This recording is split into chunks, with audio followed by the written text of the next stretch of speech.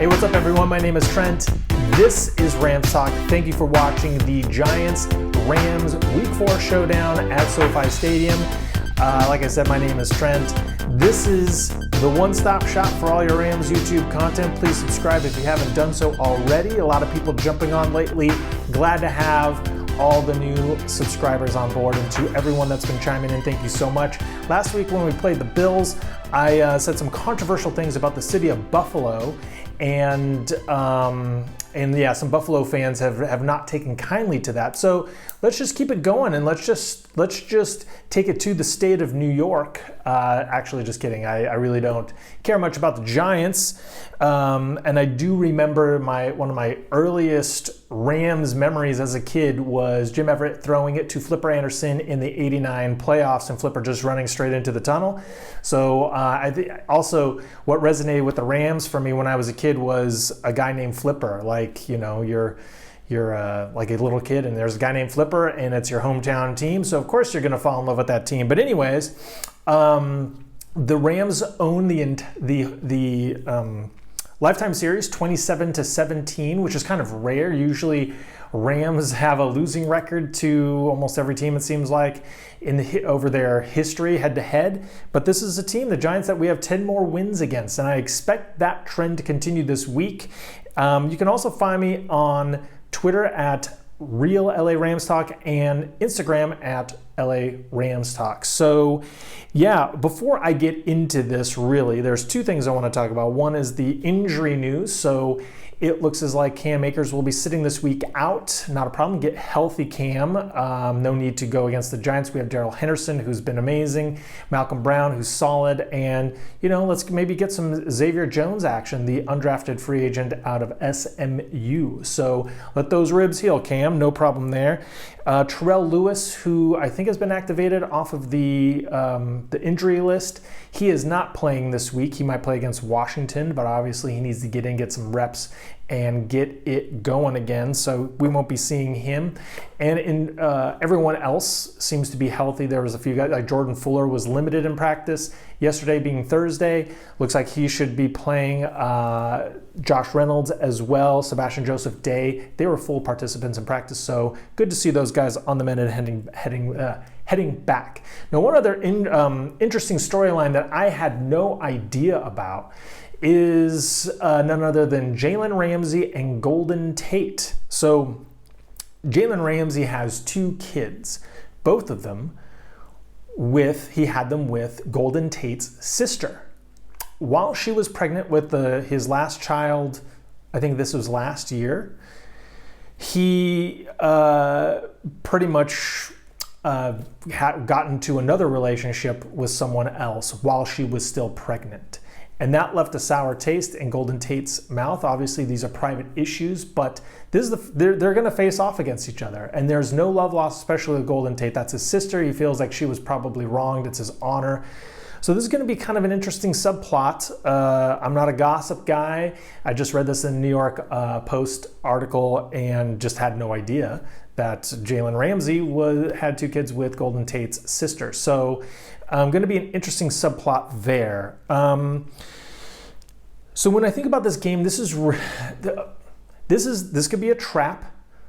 General Akbar would say this is a trap, or Admiral Akbar would say this is a trap. But I feel like the Rams are in a good headspace and they're coached well by Sean McVay. Like, they don't lose to teams that they should beat, right? I mean, there was the Tampa Bay Buccaneers, but last year the Buccaneers had a much better team than this year's Giants team. So this Giants team's offense is just one of the worst in the NFL. Their defense is actually all right. Their defense, to me, is kind of like the Rams' St. Louis years, like 5-6 years ago defense, where it was good. It could win a game here and there, but it wasn't going to carry the team, as we all know it didn't. But, you know, you had some players on there, some talent, and that kind of really was what the Rams were all about back in those fledgling years before they moved to LA. So that's kind of what their defense is. Think of like Rams 2015, 2014, And their offense is probably Rams 2014 as well.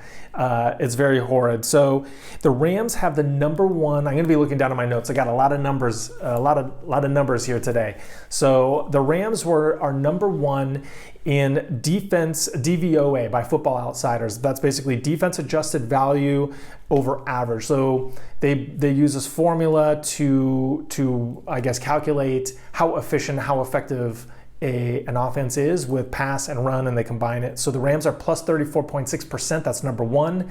The Giants are dead last at minus 43%. So, I mean, this really is the best offense going against the worst offense.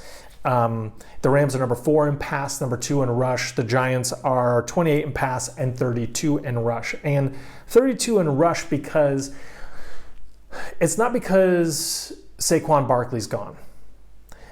It's because the offensive line is terrible. And I mean, even when Saquon was playing, he played in a game and a half or a little less than a half. And, you know, he was doing nothing. And it was because the offensive line had nothing going. Nate Solder, their left tackle, opted out because of COVID. So their first round pick, Andrew Thomas, who was supposed to start at right tackle, is now playing left tackle. And they're the 31st rated offensive line by Pro Football Focus. They've allowed 46 pressures. I think the Rams have allowed like 17 or something, or 11, something pretty crazy like that. Oh no, the Rams are 8th. Their offensive line is 8th by Pro Football Focus with 17 pressures. And the offensive line, this is what we saw the Rams last year. Basically, the Rams were 31st last year at the end of the season, their offensive line ranking. And you guys know this, but how many times did Todd Gurley get hit behind the line of scrimmage? Like, he didn't, and when he did have holes, he kind of hesitated and didn't hit them hard. So I think that was on Todd, but he was always getting hit in the backfield, and it just like the running game just had no chance because of the offensive line.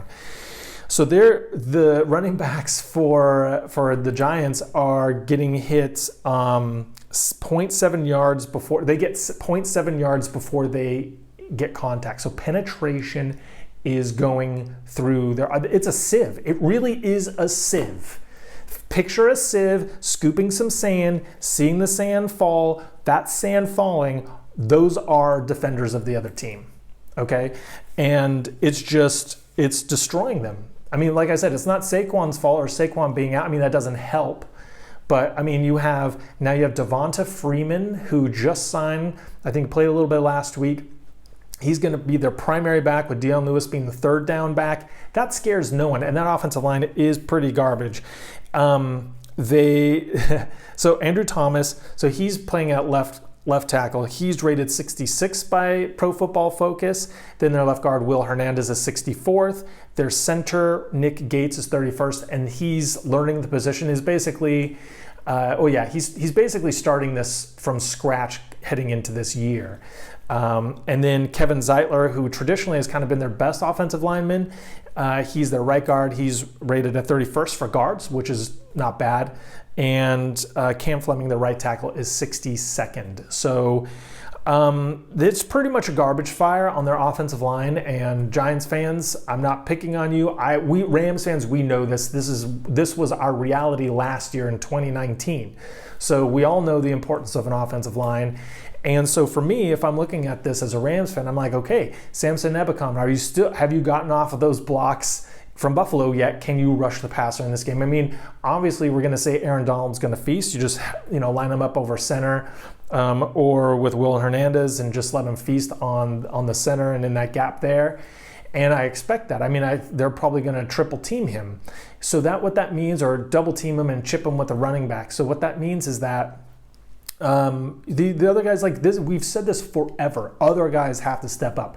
And if they can't do it in this game against this offensive line, then that's problematic, because the Rams have faced three average to above average offensive lines so far this season. Okay, I mean, the Eagles have shown a drop off this year, but traditionally those guys are all pros. Dallas, traditionally those guys are all pros with a weak link or two. Buffalo, solid across the line. This is just tough stuff. So I expect Leonard Floyd, Ebukam, Obo, Polite, All of those guys, even I wouldn't be surprised if Brockers or a defensive tackle or Morgan Fox got in there and got some sacks. This is a game to get sacks. To me, this is a game to pad stats. Offense, defense, this is the game. So the Rams can't take the opponent lightly, but this is where you attack.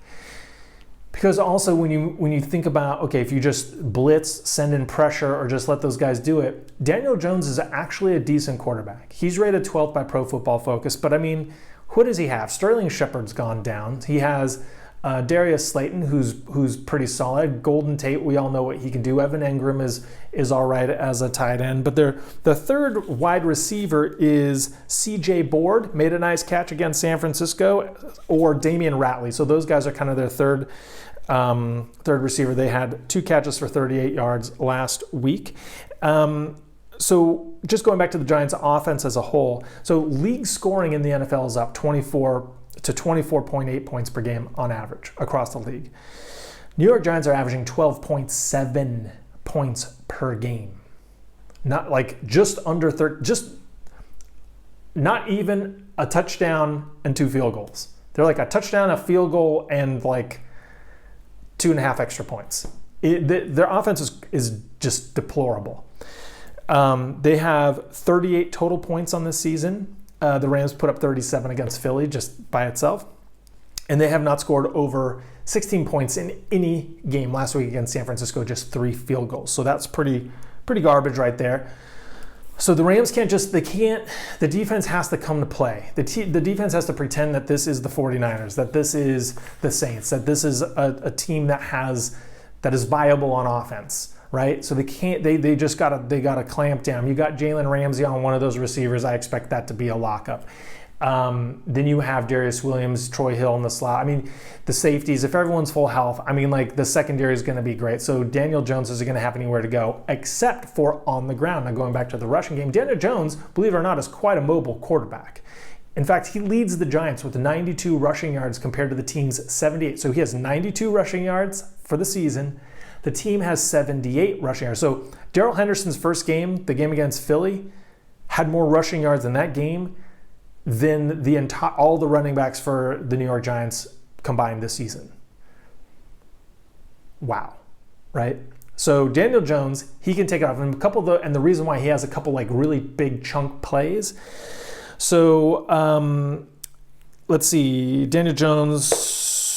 Yeah, so I think when I was doing my research for the Giants here and Daniel Jones, and some of the things that the people who cover the Giants said is that nothing is easy for them. The wide receivers don't get separation. The offensive line doesn't open holes. We know this as Rams fans. Daniel Jones, he has 20 play action passes this year, and Goff has 44, which is second overall. So he doesn't really have a lot of play action. However, his numbers are much better with play action, even dating back to last year.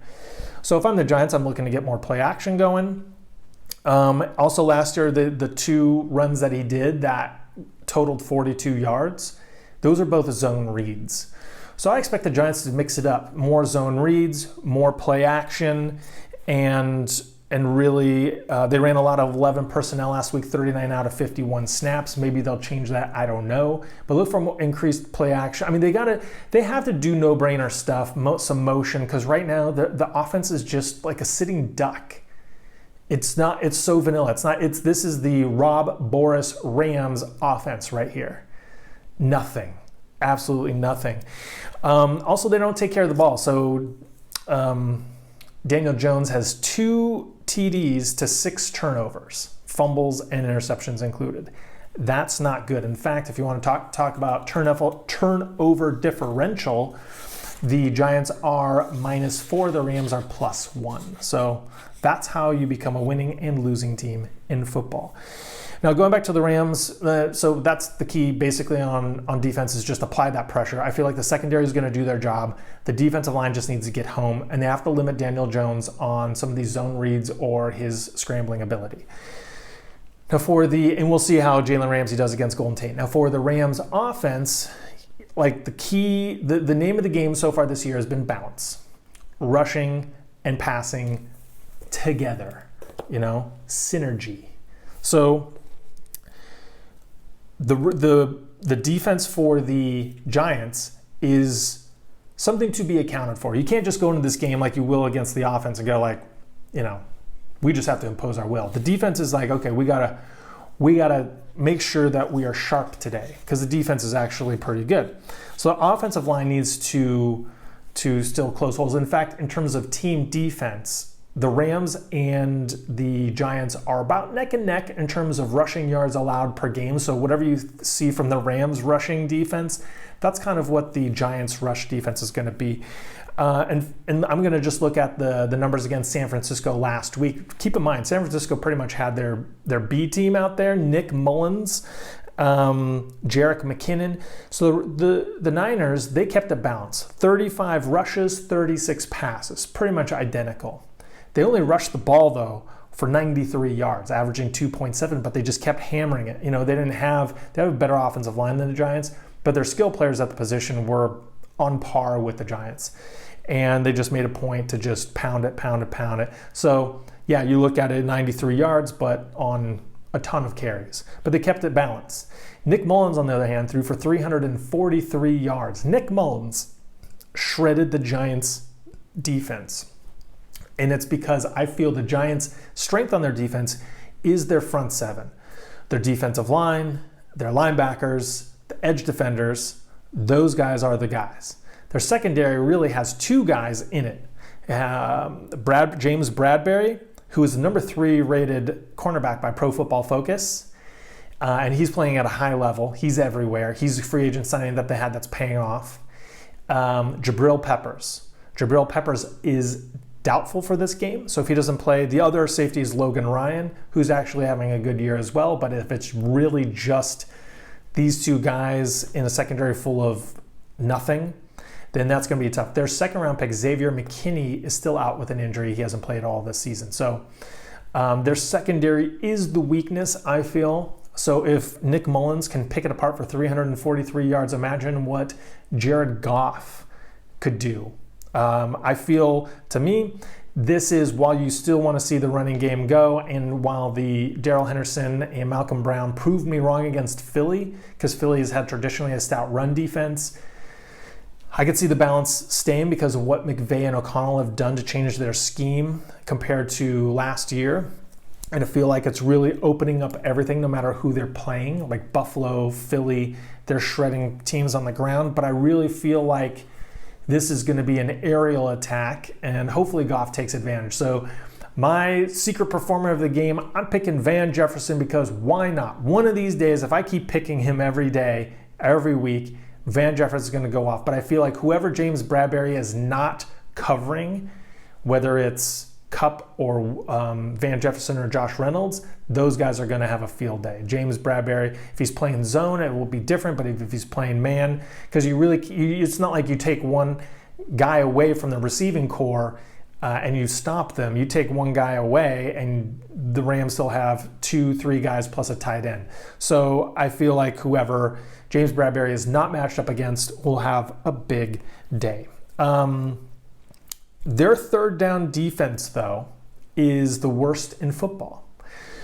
So when it comes to third down, you're thinking, all right, Cooper Kupp, why not? He's the Rams' third down maestro. And then think about, well, this will probably be a conversion. The Rams have done pretty well on third downs. I don't have this data point in here, but this year they've converted very well on third downs. And opponents are converting 58.1% on third down against the Giants. Like I said, that's the worst in the league. So at least, if they go for 10, the Rams should most likely be 6 for 10 in third down conversions, and I will take that. Now, the defense, like I said, allows fewer yards, but also they allow 26 points per game, and the Rams allow 23 points per game. Their defensive front, do you guys remember a couple of years ago when the Rams, when they traded their pick, or they traded back out of the first round, and they ended up getting Taylor Rapp in the second? So all those mock drafts leading up to that, there was a guy, a defensive tackle, Dexter Lawrence. And was he out of Clemson? Where did Dexter Lawrence come from? want to say Clemson. Anyway, defensive tackle. A lot of Rams had him, pegged him. The Rams drafting him at that spot, but they traded back. The Giants ended up getting Dexter Lawrence, who is number 11 Pro Football Focus. The other D tackle, Dalvin Tomlinson, is 12 on Pro Football Focus. So those guys are young, or at least Dexter Lawrence is, and he's playing well. Blake Martinez, their I think middle linebacker, is doing well. Like I said, James Bradbury is doing well. Lorenzo Carter, another linebacker, doing well. There's a guy this year that was in the mix for an edge rusher that the Rams could have drafted, O'Shane Jimenez, and he's actually not bad. He's ranked higher than any edge rusher for the Rams, which is not saying much. And then Leonard Williams is another defensive lineman, and he is getting paid $60 million a year, and while he's good and a very serviceable player, he's definitely not a $60 million a year player. So, yeah, I mean, I think this one is pretty straightforward. I think this is a game that the Rams will win handily. They're, I think, 13-point favorites, so I think they'll definitely win. But I feel this is a game for the secondary to get back on track. There are a lot of miscommunication. There was a lot of missed tackling. So I think a lot of these things that the Rams had issues with last week against Buffalo, they're going to dissect those. And this is a team, especially as a defense, the Rams defense, where you can really tee off and work on these things. This is almost like a scrimmage. However, on offense, the Rams are going to have to work hard. Nothing's going to come easy. The defense, like I said, is definitely a respectable unit with some respectable players. So yeah, and then I was thinking about this actually is, we love Jared Goff. We're Rams fans. We're biased. But, the guy is kind of vanilla in terms of his personality, which is great. I like that he doesn't get flustered. And it kind of reminds me of Eli Manning in a way, of just like dull guys, right? Except for Eli Manning was kind of an open mouth breather. I think that separates him. So I'd take Goff over Eli Manning for multiple reasons, but the open mouth breathing thing is definitely one of them. So yeah, that's pretty much it. I mean, there's really not much juice to this game. This is a get back on track and pad the stats game. Hopefully everyone stays healthy. So I'm going to do a pregame live stream before the game this Sunday. I'll send out a post on YouTube so everyone will know, but yeah, I appreciate everyone for watching. Like I said, if you haven't subscribed, please do so. Welcome to the Rams community. I really appreciate all the love and all the support from everyone. You can watch any of my other videos and subscribe over here. And yeah, just trying to get through the next couple days before the game. So don't get corona, stay safe, and as always, go Rams.